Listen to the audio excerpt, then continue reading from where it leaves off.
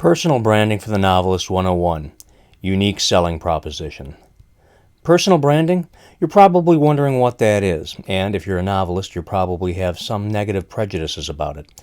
Sounds like a marketing term, dadgummit. Well, yes it is, but it's got a lot more to do with it than just marketing. It's really a key to finding out who you truly are and what you stand for. Plus, it's essential to making a living as a novelist, so grab a seat and have a listen. Just what is personal branding? Well, it entails a lot of things, but it's essentially who the public sees you as being. For example, when I say the name Stephen King, horror novels immediately come to mind. When I say JK Rowling, you can't help but think of Harry Potter, which is firmly planted in the fantasy genre. When I say Ernest Hemingway, you think of African safaris, the Spanish Civil War, drinking, and a life of adventure. Well, there you have it in a nutshell. The public wouldn't even consider Stephen King writing a historical romance, and personal branding is so powerful that JK Rowling chose to adopt the pen name of Robert Galbraith to publish her novel The Silkworm, so as not to confuse the readers of the JK Rowling brand. Pen names and genres are all part of branding, as are also how you present yourself on social media like Twitter, Facebook, and others, or for that matter, if you choose to use social media at all. But at the heart of personal branding is the unique selling proposition. Okay, so what's a unique selling proposition? Well, I'm glad you asked. I thought you never would.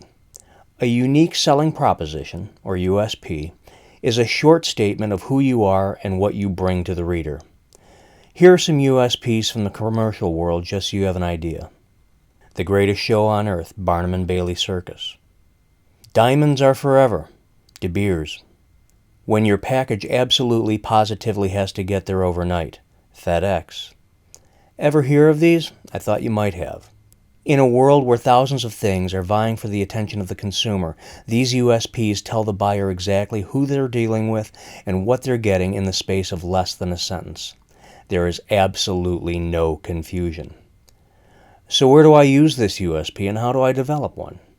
Well, if you use social media, and you should use social media, just saying, use it on the homepage of your website and Facebook page, as well as the tagline for your Twitter account. For example, my USP for the enoveladvisor.com is you were born to be a writer. You know that. You were born to share your story with the world. Because this is my target market and the people I can benefit the most. My USP for my novels and my author website is break out of the reality society has imagined for you, because my fiction has to do with the illusory nature of reality and the problems that causes. Okay, so how do we develop a USP? Well, start off by asking yourself these questions. What are my values as a writer? What are my strong points? What do I do for the reader? What benefit does the reader receive?